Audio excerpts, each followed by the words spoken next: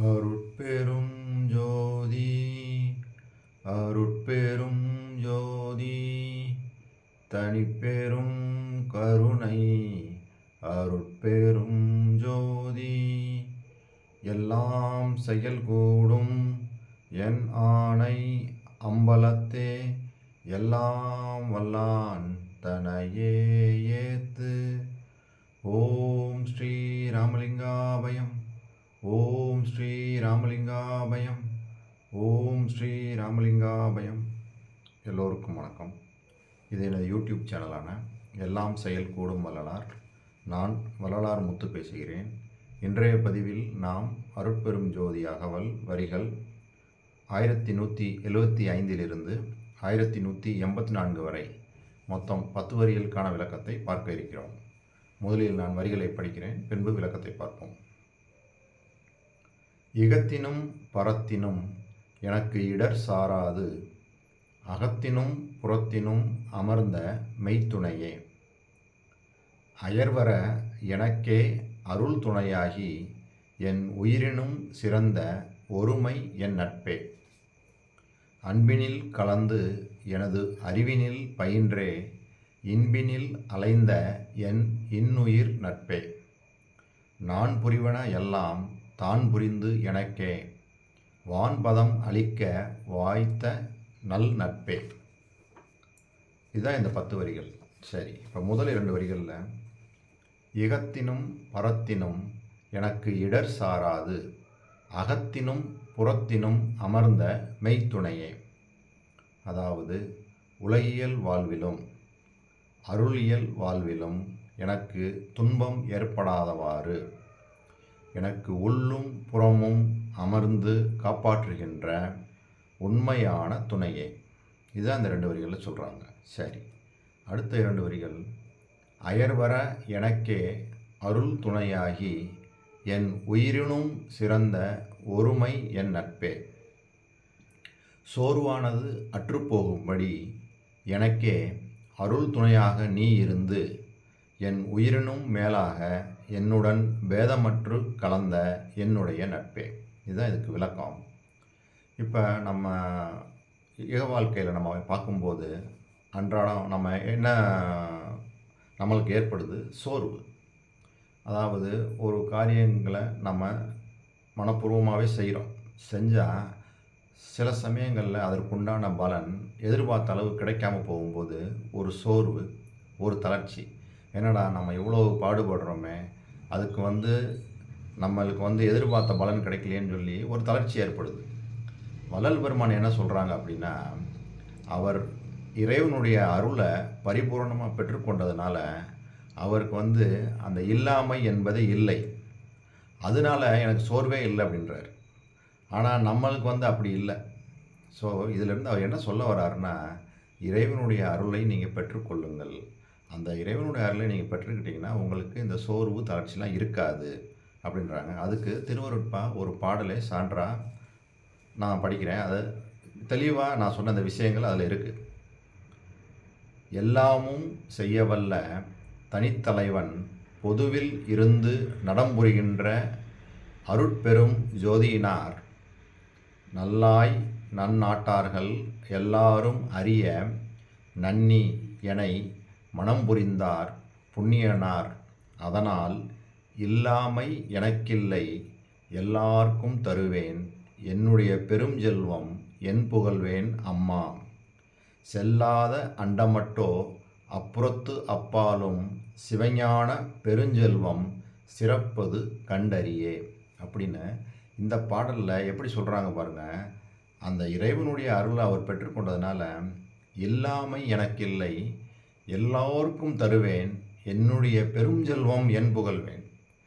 அதனால தான் நம்ம வள்ளல் பெருமானை சரணடையணும். ஏன்னா அவர் அந்த அருட்செல்வம் அவர்கிட்ட நிறைய பெற்று வச்சுருக்கிறாங்க. அருட்செல்வம் மட்டும் இல்லை, எல்லா செல்வங்களையும், பொருட்செல்வமாகட்டும், நம்மளுக்கு எது வேணுமோ எல்லாத்தையும் கொடுக்கக்கூடிய வல்லபம் வள்ளல் பெருமான்கிட்ட இருக்குது. நம்ம அவரை வேண்டி பணிந்து அவரிடம் நாம் பக்தி செலுத்தினோம் அப்படின்னா, அதாவது அந்த பொய் இல்லாத உண்மையான பக்தியாக இருக்கணும். செலுத்தினோம் அப்படின்னம்னா நம்மளுக்கு இக வாழ்வில் எந்த ஒரு சோர்வோ தளர்ச்சியோ என்னடா இப்படி போகுது வாழ்க்கை அப்படின்ற அந்த நிலைப்பாடே இருக்காது. எப்பயுமே ஆனந்தத்தோட இகவாழ்வுலேயும் சிறப்பாக இருக்கலாம், பரவாழ்வுலேயும் சிறப்பாக இருக்கலாம். அதுதான் ஃபஸ்ட்டு வரிகள்லேயே சொன்னாங்கல்ல, இகத்தினும் பரத்தினும் எனக்கு இடர் சாராது அப்படின்னு அந்த இதில் பார்த்தோம். இங்கேயும் அதை தான் சொல்கிறாங்க. அப்போ அந்த அருளை நம்ம பெற்றுக்கொள்ளணும். அருளை பெற்றுக்கொண்டோம்னா நம்மளுக்கு எந்த துன்பங்களும் எந்த தடைகளும் சோர்வும் கிடையாது. சரி, இப்போ அடுத்தது அந்த பக்தியை பற்றி அந்த அடுத்த 2 வரிகளை சொல்கிறாங்க. அன்பினில் கலந்து எனது அறிவினில் பயின்றே இன்பினில் அலைந்த என் இன்னுயிர் நட்பே, நான் உன்மீது கொண்ட பக்தி பெருக்கில் என்னுடன் கலந்தாய், எனது அறிவினில் அமர்ந்தாய், என்னை எப்போதும் இன்ப வெள்ளத்தில் நடுவிலேயே வைத்திருந்தாய், இவ்வளவும் செய்த என் இன்னுயிர் நட்பே. சரி, இதுக்கு விளக்கம் பார்த்தோம்னா, வள்ளல் பெருமான் நாம் பிற உயிர்கள் மீது காட்டக்கூடிய அந்த இரக்கத்தை தயவு, கருணை, பரிவு, பாசம் இப்படின்னு பல பேர்களில் சொல்கிறாங்க.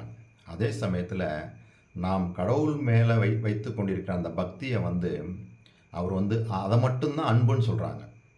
அதுக்கு உரைநடை பகுதியில் திருமுகம், அதாவது அவர் எழுதிய ஒரு கடிதம், ஒருவருக்கு எழுதிய ஒரு கடிதம் நம்பர் 3ல் எப்படி சொல்கிறாங்கன்னா, எவ்வகை பிரயாசத்தினாலாவது அருளை அடைய வேண்டும், அந்த அருள் எவ்வகையால் வரும் என்றால், எல்லா உயிர்களிடத்தும் தயவும், பிரபஞ்சத்தில் வெறுப்பும், சிவனிடத்தில் அன்பும் மாறாது, அதாவது சிவத்தினிடத்தில் அன்பும் மாறாது நம்மிடம் இருந்தால் அருள் நம்மை அடையும்.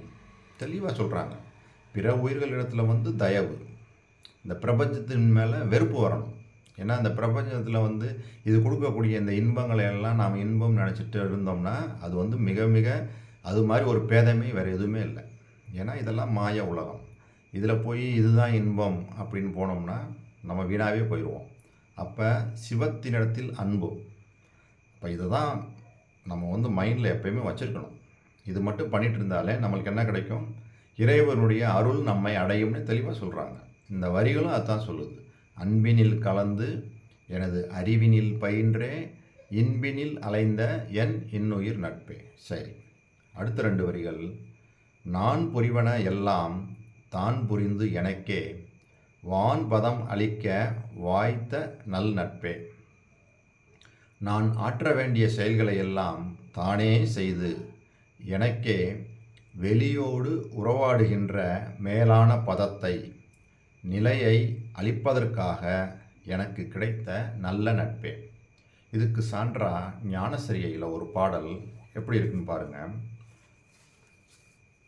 உண்மை உரைக்கின்றேன் இங்கு அடைமின் உலகீர், உரை இதனில் சந்தேகித்து உளறி வலியாதீர், என்மையினான் என நினையீர், எல்லாம் செய்வல்லான் என்னுள் அமர்ந்து இசைக்கின்றான், இது கேண்மின் நீவீர், தன்மையோடு சுத்த சிவ சன்மார்க்க நெறியில் சார்ந்து விரைந்து ஏறுமினோ, சத்திய வாழ்வளிக்க கண்மை தரும் ஒரு பெருஞ்சீர் கடவுள் என புகழும் கருணை நிதி வருகின்ற தருணம் இதுதானே. இங்கே தெளிவாக சொல்கிறாங்க, எல்லாம் செய்வல்லான் என்னுள் அமர்ந்து இசைக்கின்றான். அப்போ வள்ளல் பெருமான் நம்மளுக்கு வழி தடம் போட்டு வச்சுருக்காங்க. சிறப்பான அந்த நெறியை சொல்லி, ஜீவகாருண்யம்னா என்ன, அதில் இறைவனுடைய அருளை எப்படி பெறணும், அதை பெற்றதுக்கப்புறம் மரணமில்லா பெருவாழ்வை நோக்க நம்ம பயணம் எப்படிலாம் இருக்கணும்னு நம்மளை வரிசைப்படுத்தி அப்படியே கொண்டுகிட்டு போகிறாங்க. அப்போ இது எல்லாமே செய்த வள்ளல் பெருமான் கடைசியாக உள்ள சத்திய விண்ணப்பத்தில் என்ன சொல்கிறாங்க, யான் எனது என்ற தேக சுதந்திரம், ஜீவ சுதந்திரம், போக சுதந்திரம் எல்லாத்தையும் உனக்கே ஒப்பு கொடுத்து விட்டேன், உனது அருள் சுதந்திரத்தை என் மேலே செலுத்துன்றாங்க. அப்போ வள்ளல் பெருமான் செய்த அனைத்து செயல்களும் என்ன ஆயிடுது, இறைவன் செயலாக மாறிடுது. அதைத்தான் இந்த வரிகளும் சொல்லுது. நான் புரிவன எல்லாம் தான் புரிந்து எனக்கே வான் பதம் அளிக்க வாய்த்த நல் நட்பே. நம்மளும் என்ன செய்யணும், நாம் செய்யக்கூடிய எல்லாத்தையும் இறைவன் தான் செய்கிறான் அப்படின்ற அந்த நிலைப்பாட்டுக்கு போயிடணும். நாம் அந்த நான் என்ற அந்த முனைப்பை எடுக்கக்கூடாது. அப்போ ஆணவம் வந்துருச்சுன்னா போச்சு. ஆணவம் இல்லாமல் எல்லா செயலும் இறைவன் தான் செய்கிறான். அதனால தான் வள்ளல் பெருமான் நீயே எனக்கு எல்லாத்தையும் செய் அப்படின்னு தான் அந்த நிலைப்பாட்டில் தான் அவர் இருந்தார். இல்லாமல் எனக்கு இல்லை அப்படின்னு அந்த நிலை நம்மளுக்கு வரணும். அப்படின்னா நாமும் வள்ளல் பெருமான் மாதிரி எல்லாத்தையும் ஒப்பு கொடுத்துக்கணும் இறைவன்கிட்ட. இறைவன் தான் எல்லா வேலைகளையும் செய்கிறாரு அப்படின்ற நம்மளை இயக்குவது அவர் தான் அப்படின்னு அந்த நிலைக்கு போயிடணும். இதுதான் இந்த வரிகள், இந்த பாடல்கள்லாம் ஒட்டு மொத்தமாக சொல்ல வரக்கூடிய கருத்து. அதே சமயத்தில் நாம் ஜீவர்களிடத்தில் வந்து தயவும் இறைவனிடத்த அன்பும் செய்யணும். இந்த பிரபஞ்சத்தின் மீது வெறுப்பும் வரணும். சரி, இதுவரைக்கும் பொறுமை காத்து எனது வீடியோவை பார்த்த உங்களுக்கு கோடான கோடி நமஸ்காரங்களும் நன்றிகளும். மீண்டும் நாம் நாளை சந்திப்போம். அருட்பெரும் ஜோதி அருட்பெரும் ஜோதி தனிப்பெரும் கருணை அருட்பெரும் ஜோதி.